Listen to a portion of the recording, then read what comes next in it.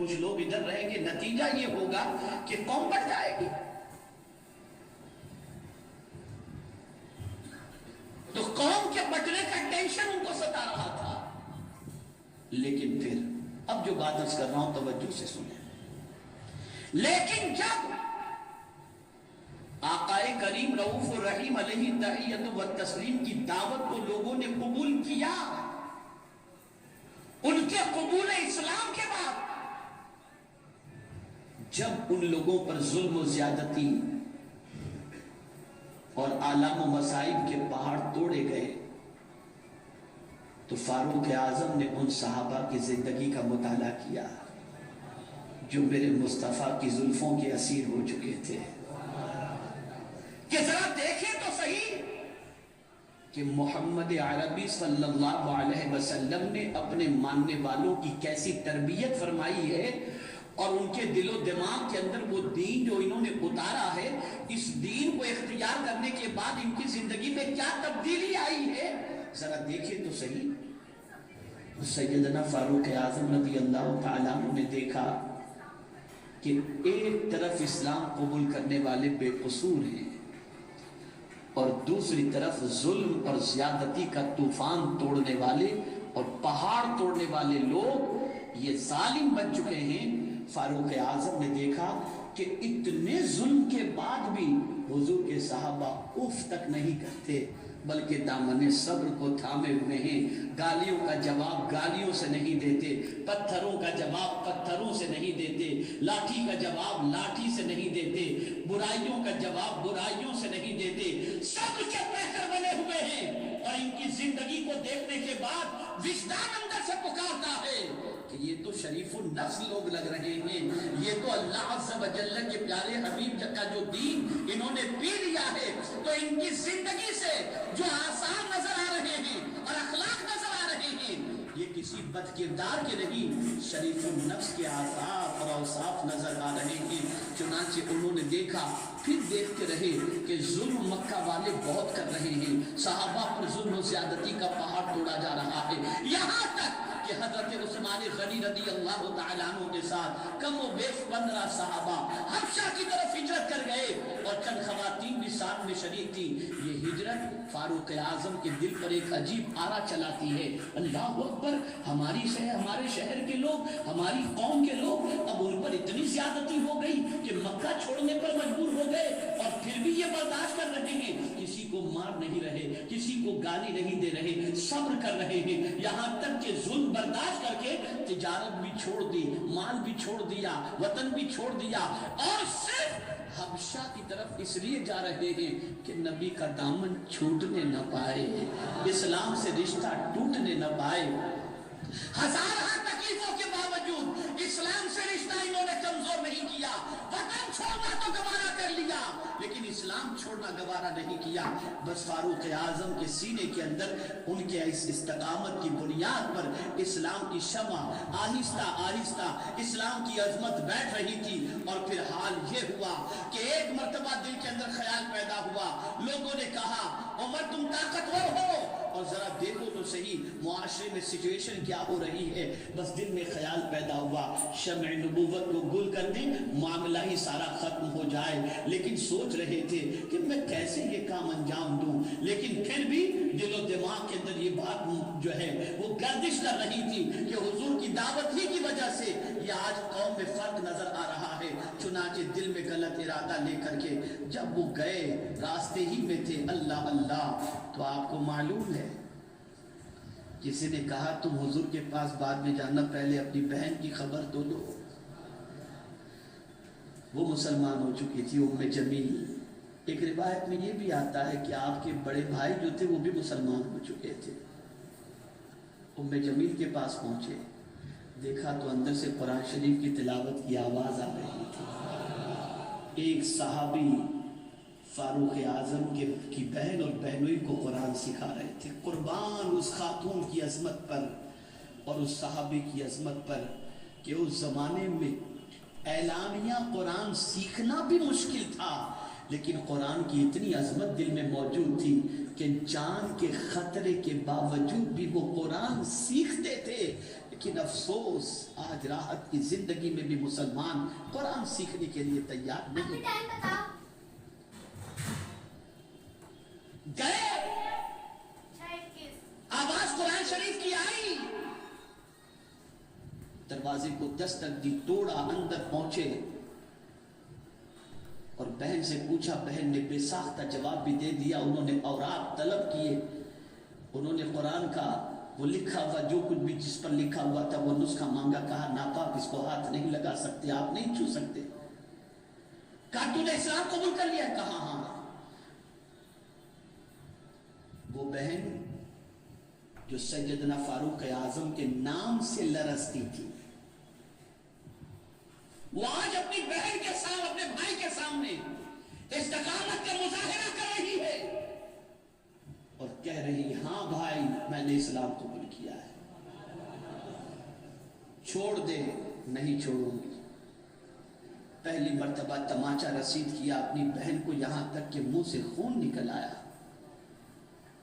پر جستہ طے کرے استقامت. اس خاتون نے اپنے بھائی سے کہا بھائی سن لو, اگر تم میرے جسم کے ایک خون کے قطرے کو بھی نکال دو نا تب بھی میں گوارا کر لوں گی, لیکن دامن مصطفیٰ نہیں چھوڑوں گا. بس فاروق اعظم نے دل میں یہ محسوس کیا کہ جو دین, اب جو جملہ عرض کر رہا ہوں اسے ذہن میں رکھو, جو دین اتنی کمزور عورت کو اتنا طاقتور بنا دے وہ دین غلط نہیں ہو سکتا. پتا چلا اسلام کمزور بنانے کے لیے نہیں, طاقتور بنانے کے لیے ہے. ہم کمزور اس لیے ہوئے کہ اسلام سے اپنا رشتہ ہم نے کمزور کر دیا ہے. بس دل پلٹا اور پھر اسلام کی طرف بڑھے, اسلام قبول کیا. اور پھر جیسا کہ آپ نے سنا کہ سچویشن کیا ہوئی, بڑی زبردست رائے رکھتے تھے. اور سیدنا فاروق اعظم رضی اللہ المولا تبارک و تعالی عنہ کا مقام آقائے کریم رؤوف و رحیم علیہ التحیۃ و التسلیم کی بارگاہ میں اتنا عظیم تھا, اتنا عظیم تھا کہ میرے آقا صلی اللہ علیہ وسلم فرماتے ہیں ہر نبی کی امت میں کوئی نہ کوئی محدث ہوا ہے, میری امت کا محدث عمر ابن خطاب ہے. سوچو آپ. بلکہ ایک روایت میں یہ بھی ہے قیامت کے دن میں سب سے پہلے مصافحہ عمر فاروق سے کروں گا. کسی معمولی شخصیت کا نام نہیں ہے, کسی آرڈینری پرسنالٹی کا نام نہیں ہے. آج پوری دنیا کے اندر یہ چوکیوں کا نظام, یہ شاخاؤں کا نظام, یہ پولیس کا نظام, یہ سارے نظام کی تاریخ اٹھا کر کے دیکھو تو تمہیں پتا چلے گا اس کا بانی کوئی اور نہیں سیدنا فاروق اعظم رضی اللہ تعالی. ان سارے نظام کی بنیاد انہوں نے رکھی تھی. اور کم و بیش سیدنا فاروق اعظم رضی اللہ تعالیٰ عنہ کی رائے کے مطابق, آپ کی ایڈوائز کے مطابق اللہ رب العزت جل جلالہ نے 20 آیتیں نازل فرمائی. ادھر فاروق اعظم حضور کو اپنا مشورہ پیش کرتے اور جن زبان کے اندر, جس لب و لہجے کے اندر آپ مشورہ پیش کرتے کم و بیش اسی لب و لہجے کے اندر اللہ کی آیت کا نزول ہو جاتا تھا. جب ام المؤمنین حضرت عائشہ صدیقہ رضی اللہ تعالی عنہ پر منافقین نے الزام لگایا اور صحابہ کرام علیہم الرضوان ان منافقین کے الزام کو سن رہے تھے تو کسی پوچھنے والے نے فاروق اعظم سے پوچھا کہ اے عمر فاروق اس سلسلے میں تمہاری رائے کیا ہے؟ اللہ اکبر. ام المؤمنین حضرت عائشہ صدیقہ رضی اللہ تعالی عنہ سے متعلق سیدنا فاروق اعظم رضی اللہ تعالی عنہ نے فرمایا سبحانک ھذا بہتان عظیم. اسی جملے کو میرے رب نے وحی بنا کر قرآن مقدس کی نازل فرما دی. قرآن میں یہی لفظ, یہی آیت بنے۔ اللہ نے آیت کریمہ نازل فرمائی تو یہی الفاظ سبحانک ھذا بہتان عظیم۔ اور جب سیدنا فاروق اعظم رضی اللہ تعالی عنہ ان سے جب قرآن مقدس اور ان کی رائے کے بارے میں جب داد تحسین دینے کے لیے لوگ آئے کہ آپ کی رائے تو اتنی مضبوط ہے کہ آپ کی رائے کے مطابق اللہ کا کلام نازل ہو جاتا ہے، تو قربان جائیے وہ ادب کا جلوہ انہوں نے بکھیرا کہ جس کی کوئی انتہا نہیں۔ ارشاد فرماتے ہیں کہ 3 مقامات پر میں نے رب کی رائے سے موافقت کی ہے، اور پھر وہ 3 مقامات کا تذکرہ انہوں نے کیا، جبکہ قرآن مقدس کی 20 آیتیں ایسی ہیں جو فاروق اعظم رضی اللہ تعالیٰ عنہ کی رائے کے مطابق نازل ہوئی۔ طواف کعبہ کے بعد مقام ابراہیم کے حوالے سے سیدنا فاروق اعظم کی تمنا یہ تھی کہ مقام ابراہیم کو مصلی بنایا جائے۔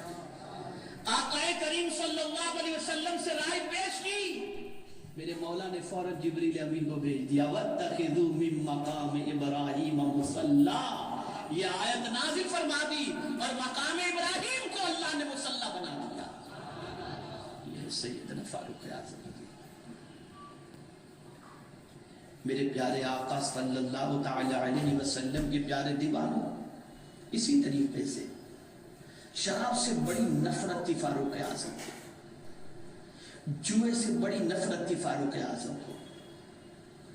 ایک روز بارگاہ رسول صلی اللہ علیہ وسلم میں حاضر آئے اور وہ تاریخی جملہ انہوں نے کہا جسے محدثین اور فقہا نے اپنی کتاب کی زینت بنائی۔ عرض کرتے ہیں یا رسول اللہ صلی اللہ تعالی علیہ وسلم،